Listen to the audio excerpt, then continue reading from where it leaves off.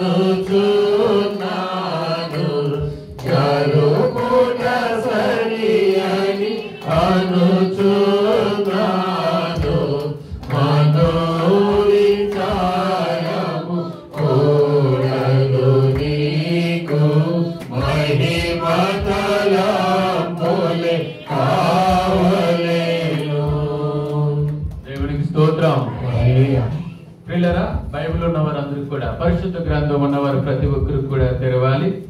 కీర్తనల గ్రంథము 45వ అధ్యాయము 7వ వచనము నేను చదువుతాను. మీరు నన్ను వెంబడించాలని కోరుతావనా? నీవు నీతిని ప్రేమించి చెప్పాలి, భక్తిహీనతను ద్వేషించుచున్నావు. కావున దేవుడు నీ దేవుడే చెలికాండ్రుల కంటే తెచ్చున్నట్లుగా నిన్ను ఆనంద తైలముతో అభిషేకించి ఉన్నాను. ఈ యొక్క చదువుబడిన లేఖన భాగములు మన ఈనికుడిలో ఆయన ఆత్మ ద్వారా మనల్ని దీవించి ఆశీర్వదించునుగాక. కళ్ళు వంచండి. చిన్న ప్రార్థన. మహాపరిశుద్ధుడు మహాఘనమైన మా తండ్రి, మీ ఉన్నతమైన నామమునకు లెక్కలేని వందనాలు స్తోత్రాలు చెల్లించుకొనిచున్నాం అయ్యా. ఈ యొక్క 2024 ఈ యొక్క తైలాభిషేక పండుగలో మేమందరం ఈ రీతిగా మీ యొక్క సన్నిధిలో కూడుకొనటానికి నిలబడటానికి మీరు ఇచ్చిన యొక్క గొప్ప తరుణాన్ని బట్టి మీకు వందనాలు అయ్యా. విత్తుతున్న యొక్క వాక్యాన్ని బట్టి వినగల చెవులను గ్రహింపగల మనసును మా అందరికి దయచేస్తారని యేసు పరిశుద్ధ నామమున అడుగుచున్నాం తండ్రి. మరణాత మరణాత. ప్రియులారా, వాక్య జ్ఞానంలోనికి వెళ్ళక ముందు గత శుక్రవారపు దినాన మా దైవజనులు మన సేవకులు కొంతమంది పెద్దలు, జానుగారు పెద్దలు కూడా ఒక చోట సమావేశమై ఉన్నాం. అయితే వారు సేవకులు వారు కూడా వచ్చే శుక్రవారపు దినాన మనకి ఇక తైలాభిషేక పండుగ ఉంది, ఇక ప్రభు సంస్కారపు విందు ఉంది, ప్రభు బల్ల ఉంది, తర్వాత ప్రేమ విందు ఉంది, అనేక కార్యక్రమాలు వచ్చే శుక్రవారం ఇముడి ఉన్నాయి కనుక మనం ఈ యొక్క 2.5 గంటలు లేదా ఈ 3 గంటలు కూడా త్వరగా ముగించాలంటే ఏం చేయాలని వారు ఆలోచన చేస్తూ ఉన్నారు. ఆ సందర్భంలో నా సూచనగా, నా సలహాగా అయ్యగారు 40 నిమిషాలు, మరి 45 నిమిషాలు కాకుండా ఒక 20 నిమిషాలు వాక్య సందేశం కుదిస్తే కొంత బాగుంటుందేమని ఒక సూచన చేశాను. వెంటనే మన సేవకులు ఆలోచన చేయకుండా అదేదో మీరు తీసుకోండి అని చెప్పడం జరిగింది. అంటే నా సూచన నాకే దేవునికి స్తోత్రం. అందును బట్టి ఈ దినాన నేను తప్పక 20 నిమిషాల కంటే ఎక్కువ ధ్యానించడానికి అవకాశం లేదు.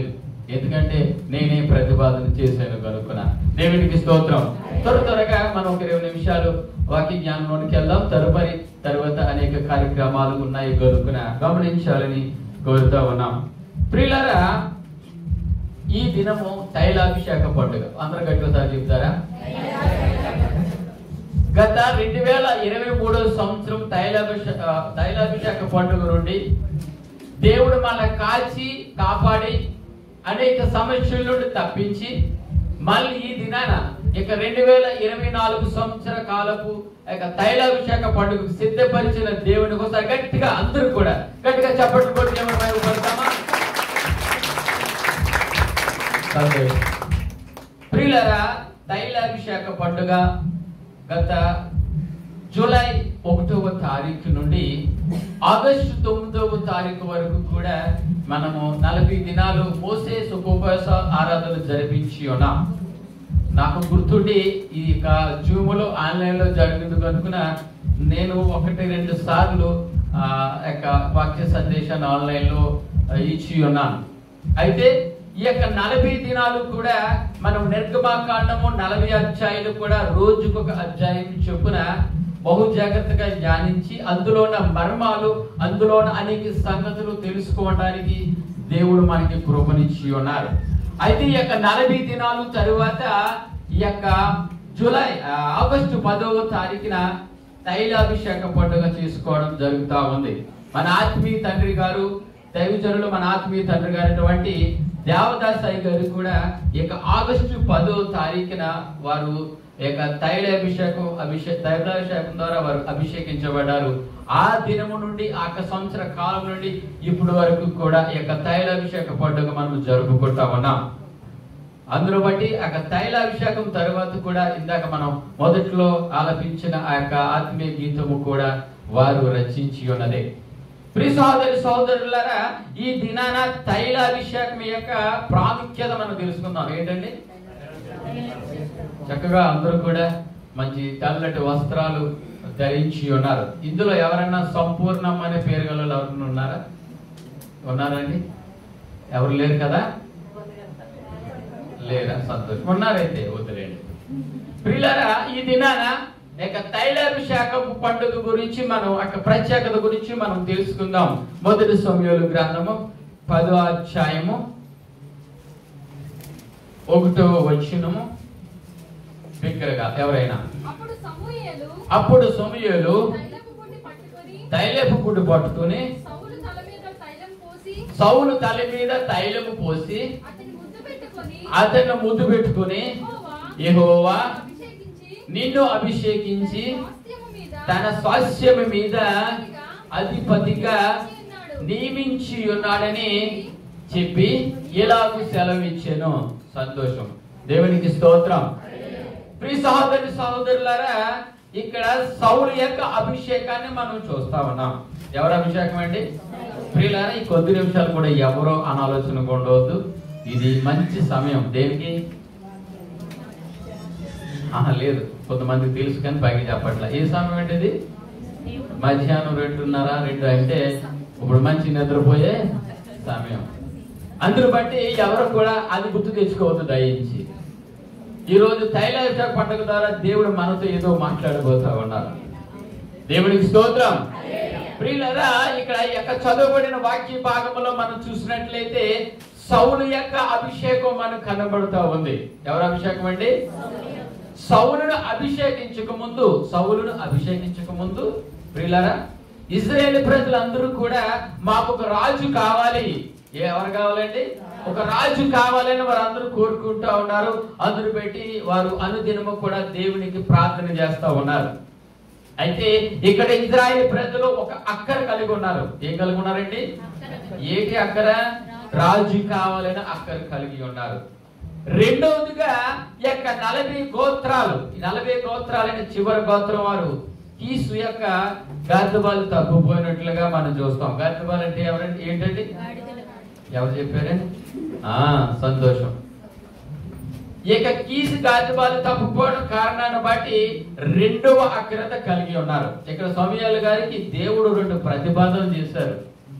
ఏంటి ఆ ప్రతిపాదనలు అంటే ప్రియులారా, 2 బాధ్యతలు అప్పగించారు. ప్రతిపాదనలు అనుకుంటే 2 బాధ్యతలు అప్పగించారు. ఏంటి 2 బాధ్యతలు అంటే, మొదట ఇశ్రాయేలు ప్రజలకు ఒక రాజును తీసుకురావాలి.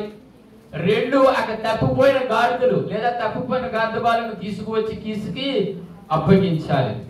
ప్రియులారా, దేవుడు సమూయేలుకు ఒక దైవోక్తి ఇస్తా ఉన్నారు. ఏంటి ఆ దైవోక్తి అంటే, దేవుడి ప్రజలు అనగా నా ప్రజలైన ఇశ్రాయేలు వారికి ఒక రాజు కావాలి కాబట్టి, నా ప్రజలైన ఇశ్రాయేలు వారికి ఒక రాజు కావాలి కాబట్టి ఒక సౌలును తైలము పోసి అభిషేకించు అనే దైవోక్తి సమూయేలు గారికి దేవుడు ఇచ్చాడు. మరొకసారి సమూయేలు గారికి దేవుడు ఒక దైవోక్తి ఇచ్చారు. ఏంటంటే, ఇశ్రాయేలు ప్రజలకు రాజు కావాలి కాబట్టి నువ్వు తైలం పోసి అభిషేకించు రాజు గాని ఒక దైవోక్తి సమూయేలు గారికి ఇచ్చారు. ప్రియ సహోదరి సహోదరులారా, అట్టిదిగానే సౌలు గారు సమూయేలు గారు సౌలుని తైలముతో అభిషేకించినట్లుగా మనం చూస్తాం. ఎదురుకు వచ్చేయడమా? ఎదురుకు చేస్తున్నారు సహోదరులారా, ఎదురుకు వచ్చేయండి.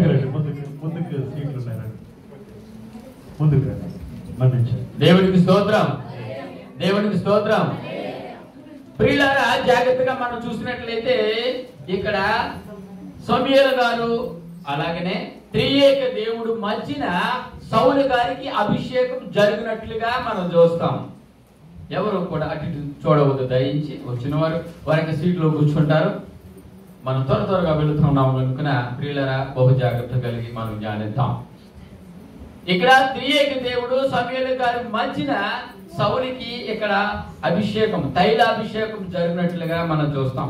ఎప్పుడైతే సౌలు గారికి తైలాభిషేకం జరిగిందో ఏదో కావాలో 2 అక్రతలు అనగా ఇశ్రాయేలు ప్రజలకు రాజు అక్రత తీరింది. రెండవదిగా తప్పిపోయిన గాడిదలు లేదా తప్పిపోయిన గర్దబాలు దొరికి మరలా తిరిగి కీసుకు అప్పగించినట్లుగా లేఖన భాగంలో మనం చూస్తాం. ప్రియ సహోదరి సహోదరులారా, అక్కర అనేది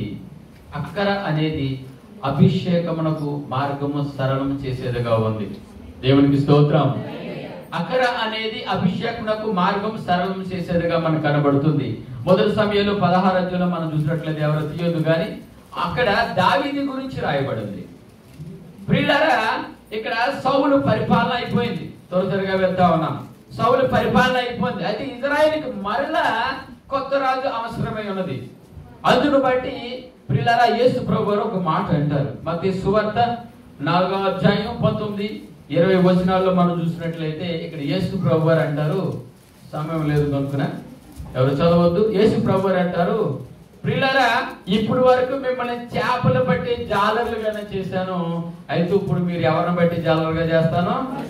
మనుషులను బట్టి జాలరులుగా చేస్తానని చెప్పారు. ప్రియ సహోదరి సహోదరులారా, అప్పుడు వరకు కూడా దావీదు గొర్రెలు కాచుకుంటూ గొర్రెలు పాలించేవాడు, అవునంటారా? అయితే ఇప్పుడు ఎవరిని పాలించాలట? దేవుని యొక్క ప్రజలను, ఇజ్రాయేల్ ప్రజలను పరిపాలించే పాలకుడిగా దేవుడు తయారు చేయబోతా ఉన్నాడు. గట్టిగా చప్పట్లు కొట్టి దేవుని వెంట.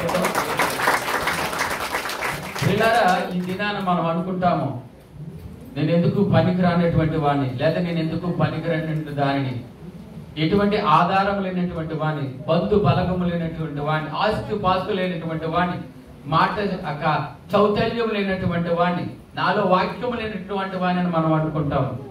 అయితే ప్రియ సహోదరి సహోదరులారా, దేవుని యొక్క ప్రణాళిక ఎప్పుడో సిద్ధపరచుడు. దేవుని స్తోత్రం.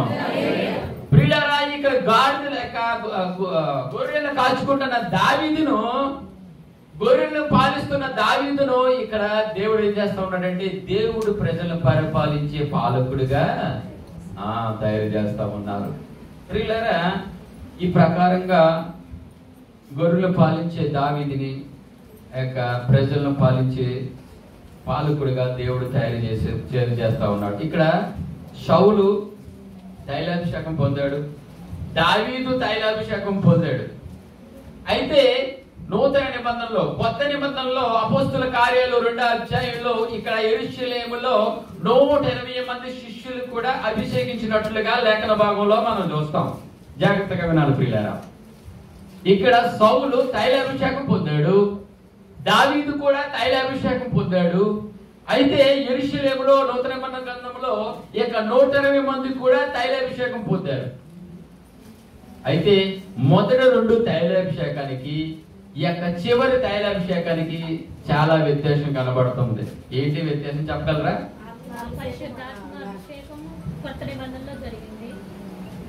కాదు ప్రియులారా, సౌలు గారికి తైలాభిషేకం జరిగింది, దావీదుకి తైలాభిషేకం జరిగింది, ఇక 180 మందికి కూడా అభిషేకం జరిగింది. అంటే ఇక్కడ తైలమును లేదు. ఏమి లేదండి? ఇక్కడ తైలము లేదు. ప్రియులారా, ఇక్కడ తైలము దైవాత్మగా కనబడుతూ ఉంది. గట్టిగా చప్పట్లు కొట్టి దేవుని మహిమపడతాం. ఇక్కడ తైలము దైవాత్మగా కనబడుతుంది.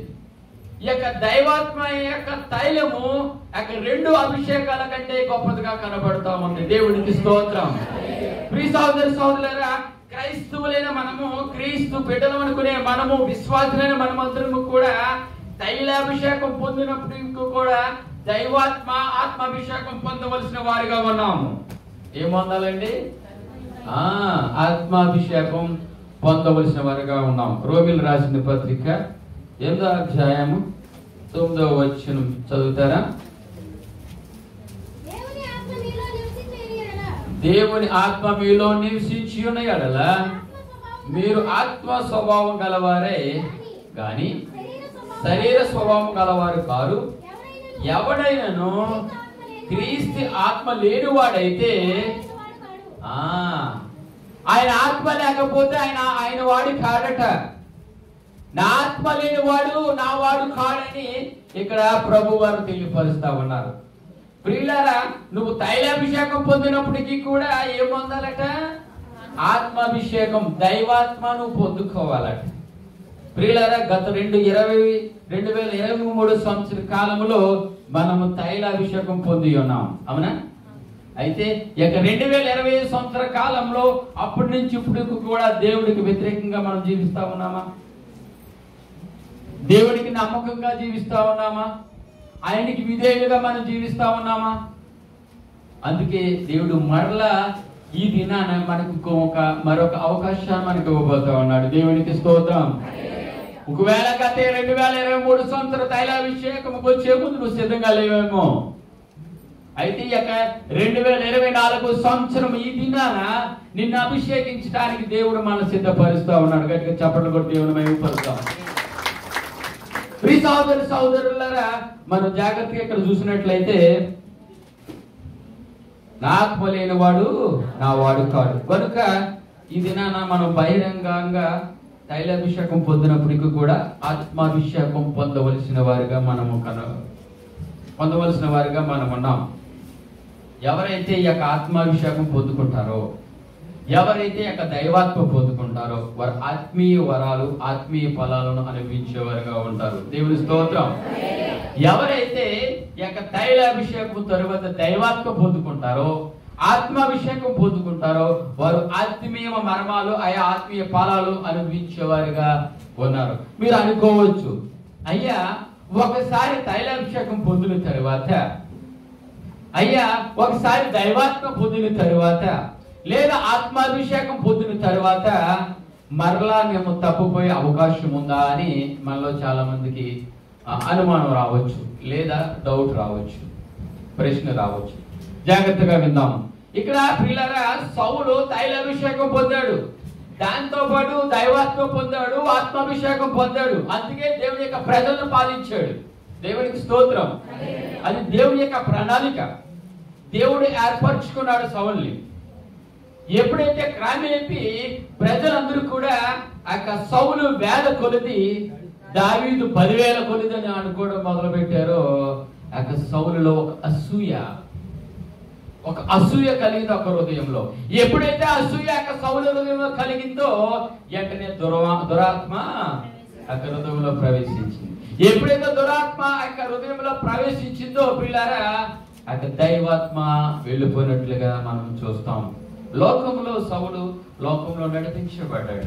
అందుకనే ఈ యొక్క లేఖన భాగంలో మనం చూస్తున్నట్లయితే అభిషేకించబడిన దావీదుని చంపడానికి 10 మార్లు ప్రయత్నించినట్లుగా మనం లేఖన భాగంలో మనం చూస్తాం. దేవునికి స్తోత్రం. ఇక్కడ సౌలు తైలాభిషేకం పొందాడు, దైవాత్మ పొందాడు, తర్వాత ఆత్మాభిషేకం పొందాడు. అయితే ఇక్కడ ఏమైపోయాడు? తప్పిపోయాడు. ఇక్కడ దావీదు కూడా తైలాభిషేకం పొందాడు, దైవాత్మ పొందాడు, ఆత్మాభిషేకం పొందాడు. అయితే ఈ లోక పాపానికి ఆకర్షితుడయ్యాడు. నన్ను ఎవరు చూడలేదు కదా అనుకున్నాడు. దేవుడు నన్ను ఒకసారి అభిషేకించేశాడు కనుక నన్ను ఎవరు చూడలేదు అనుకుంటున్నాడు. ఎప్పుడైతే అక్కడ నాతాను ప్రవక్త వచ్చాడో, ఎప్పుడైతే ఇక పాపానికి ఆకర్షితుడయ్యాడో దావీదులో ఉన్న దైవాత్మ వెళ్ళిపోయింది. అయితే అక్కడ నాతాను ప్రవక్త రావడం, హెచ్చరిక ద్వారా, గద్దింపు ద్వారా దేవుడు నన్నే గద్దిస్తా ఉన్నాడు, దేవుడు నన్నే హెచ్చరిస్తా ఉన్నాడని ఎప్పుడైతే ఆ మాటలు తీసుకున్నాడో కన్నీటితో ప్రార్థన చేయడం మొదలు పెట్టాడు. విడవక ప్రార్థన చేశాడు. ప్రభువా నన్ను క్షమించు, నేను పాపం చేశానని ఎప్పుడైతే అక్కడ దావీదు ప్రార్థన చేయడం మొదలు పెట్టాడో వెంటనే దేవుడు అక్క పాపాన్ని క్షమించి మరలా అక్కడ దావీదుకి దైవాత్మ ఇచ్చినట్లుగా, ఆత్మాభిషేకం ఇచ్చినట్లుగా మనం చూస్తాము. తద్వారా మరలా దేవుని ప్రజలను పరిపాలించినట్టుగా మనం చూస్తాం. ప్రియ సహోదరులారా, ఉదాహరణకు ఒక అంశాన్ని మేము ముందు ఉంచుతాం. ఈ యొక్క పులిపీఠ మీద నిలుచుండి, ఈ స్థలంలో నిలుచుండి ఎవరన్నా దేవుని యొక్క వాక్యం బోధిస్తున్నాడంటే, అక్కడ దైవజనులు కావచ్చు, లేకపోతే ఎవరైనా కావచ్చు, దేవుని యొక్క వాక్యం బోధిస్తా ఉంటే అయ్యగారు నన్ను టార్గెట్ చేశారేనో, లేదా నా గురించి మాట్లాడుతూ ఉన్నారేమో, నాకున్న అవధేతల గురించి, నాలో ఉన్న పాపం గురించి మాట్లాడుతున్నారేమో అని మనం తీసుకున్నట్లయితే మనం ఇంకా లోక సంబంధంగానే మనం ఉన్నట్లు. దేవునికి స్తోత్రం. ఇంకా మనం లోక సంబంధంగానే మనం ఉన్నట్లు. ఇక్కడ దావీదు పాపం చేశాడు. ఎప్పుడైతే ఒక ప్రవక్త గద్దించాడో, ప్రవక్త హెచ్చరించాడో, దేవుడు నన్ను హెచ్చరించాడు, దేవుడు నన్ను గద్దించాడని తీసుకున్నాడో, అది పాపం క్షమించబడ్డాడు, మరలా దైవాత్మ పొందుకున్నాడు. కీర్తనలు 140వ అధ్యాయము, కీర్తనల గ్రంథము 141వ అధ్యాయం 5వ వచనం చూద్దామా? నీతిమంతులు నన్ను కొట్టుట నాకు ఉపకారము, వారు నన్ను గద్దించుట, గట్టిగా చెప్తారా? వారు నన్ను గద్దించుట, చివరి మాట లేదు, వారు నన్ను గద్దించుట చెప్పాలి. వారు నన్ను గద్దించు నాకు తైలాభిషేకం. ప్రియులారా, ఇక్కడ దైవజనులు గద్దిస్తా ఉంటే దైవజనుల గద్దింపు కాదది. వాక్యం ద్వారా దేవుడు మనతో మాట్లాడుతున్న గద్దింపు, వాక్యం ద్వారా దేవుడు మనల్ని హెచ్చరిస్తున్న గద్దింపు, హెచ్చరికలు.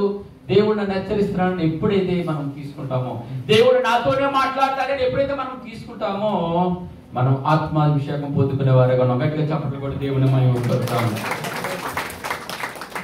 ప్రియులారా, ఇక్కడ దావీదు గద్దింపు దేవుడు గద్దించడానికి ఎప్పుడైతే తీసుకున్నాడో ఆత్మాభిషేకం పొందుకున్నాడు. ప్రియ దేవుని బిడ్డలారా, ఈ దినాన మనం తైలాభిషేకం పొందుకున్నప్పటికీ కూడా మనం దైవాత్మ పొందవలసిన వారిగా మనం ఉన్నాం.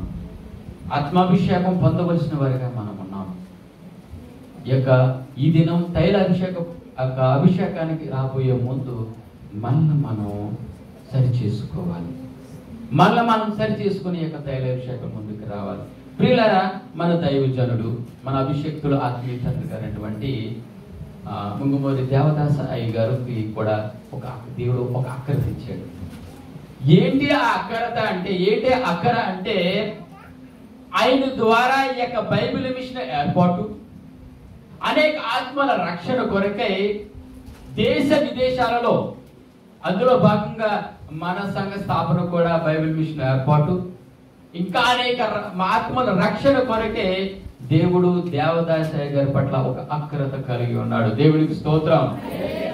ప్రియ సహోదరి సహోదరుల, ఈ దినాన దేవుడు నీ ఎడల నా ఎడల కూడా ఒక అక్కరత కలిగి ఉన్నాడు. ఏంటి అక్కర అంటే, నీతో నాతో దేవుడు ఏదో ఒక ప్రణాళిక, ఒక ఉద్దేశాన్ని కలిగి ఉన్నాడని మనం విశ్వసించగలుగుతా ఉన్నామా? కేవలం ఈ లోకంలో ఒక సాదా సీదాగానో బ్రతికేయడానికో, లేదో క్రైస్తవులుగా పేరు చెప్పును బ్రతికేయడానికో మనం దేవుడు ఉంచలే.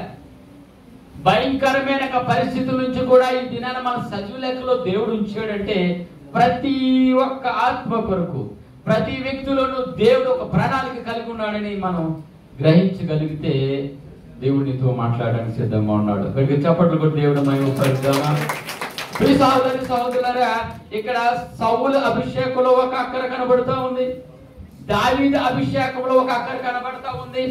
అలాగనే మన దైవజనుడు దేవదాసయ్య గారి యొక్క అభిషేకంలో కూడా ఒక అక్కర కనబడతా ఉంది.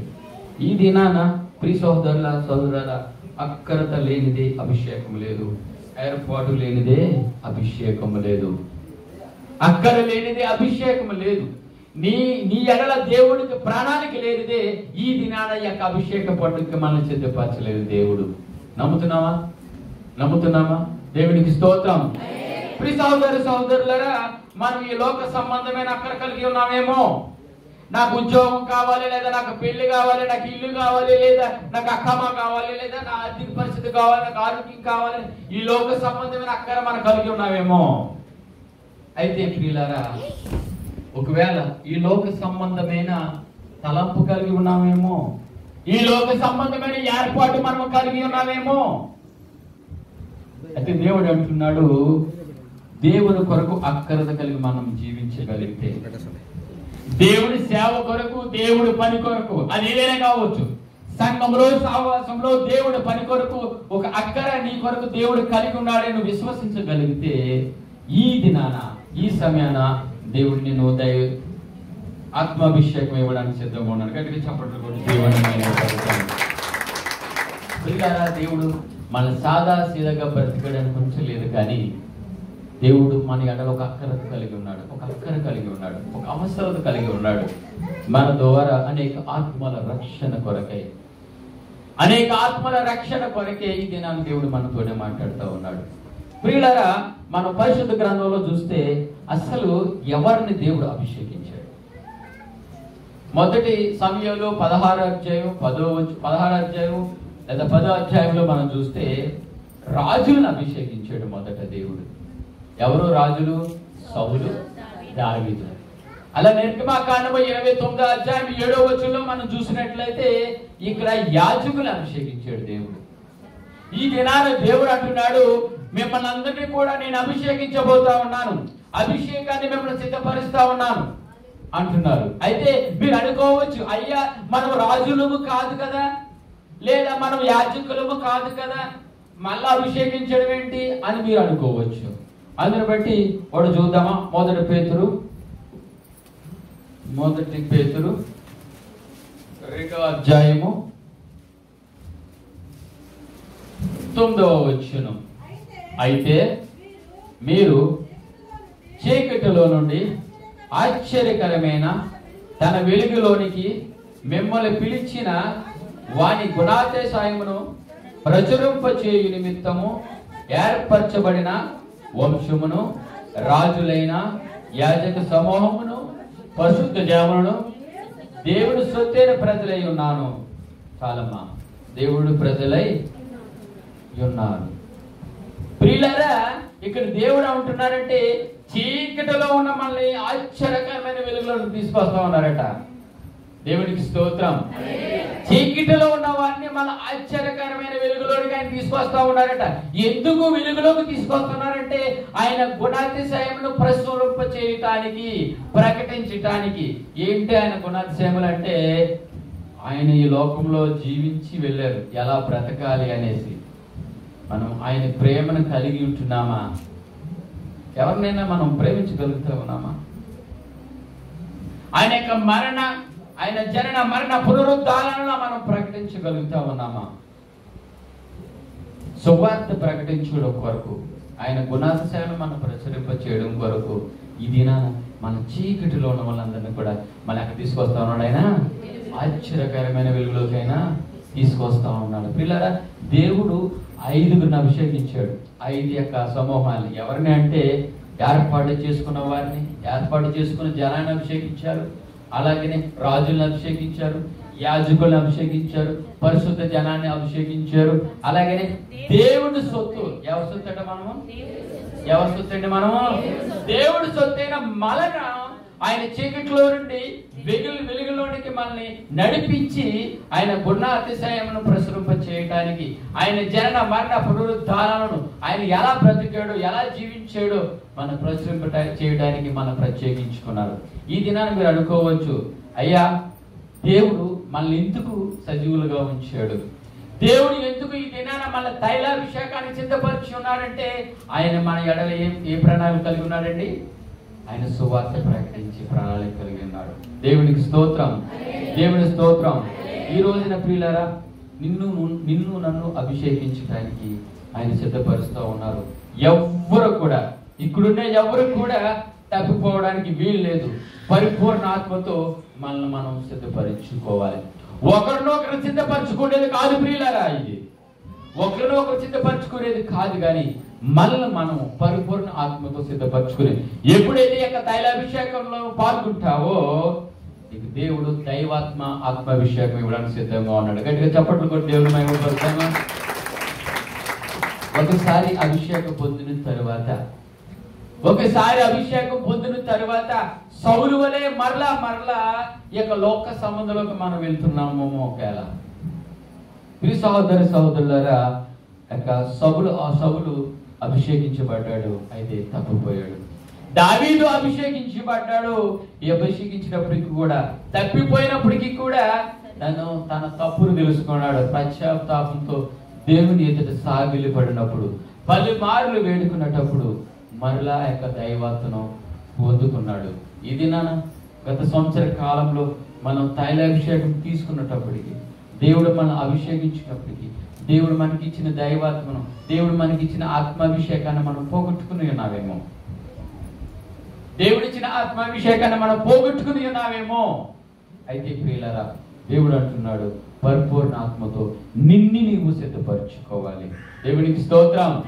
పరిపూర్ణ ఆత్మతో నిన్ను నువ్వు సిద్ధపరచుకుని యొక్క తైలాభిషేకంలో సిద్ధపడి రావాలని కోరుతా ఉన్నాడు. ఒకవేళ నీ మనస్సాక్షికి తెలుసు నీ దేవుడికి ఎదడానికి ఎంత విరోధంగా బతుకుతున్నాము. నాకు తెలుసు నేను ఎంత విరోధంగా బతుకుతున్నాను. అవన్నీ కూడా విడిచిపెట్టి దేవుడి ఎదుట మనము ఒప్పుకుని అక్కడ తైలాభిషేకంలోకి రావాలని దేవుడు అడుగుతూ ఉన్నాడు.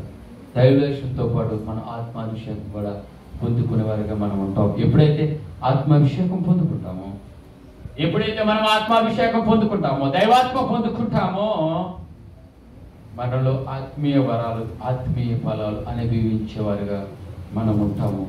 ప్రియులారా, అలాంటి కృప మనందరికీ ఉండాలని పరిశుద్ధ దేవుడు కోరుకుంటున్నాను. తలలో వంచండి, ప్రార్థన. ఎవరు మౌనంగా ఉండవద్దు పిల్లలు. ఇప్పటి వరకు దేవుడు నాతోనే మాట్లాడానన్న వారు ఎవరు కూడా మౌనంగా ఉండవద్దు. ప్రార్థన చేద్దాం.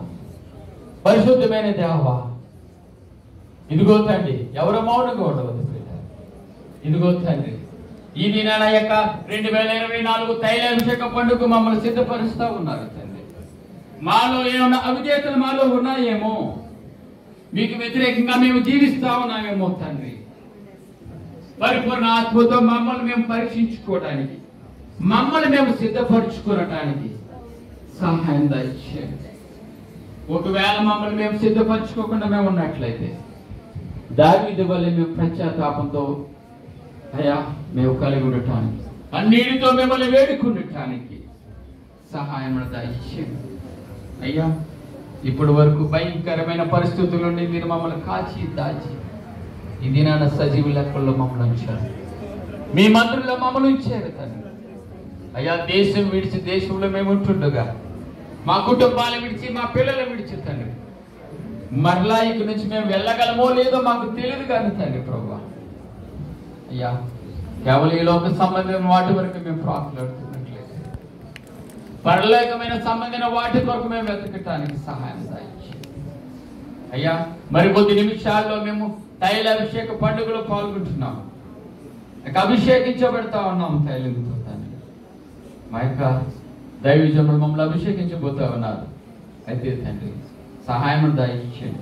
పరిపూర్ణ మనసుతో పరిపూర్ణ హృదయంతో మమ్మల్ని ఒప్పుకొని ఇక తైలాభిషేకంలో పొందుకోవటానికి, తద్వారా ఈ యొక్క దైవాత్మ తైలాభిషేకం ద్వారా మీ యొక్క ఆత్మాభిషేకం పొందుకోవటానికి సహాయం దయచేస్తారు. యేసు పరిశుద్ధ నామమున అడుగుచున్నాం తండ్రి, ఆమేన్. అందరికీ మరణాత మరణాత.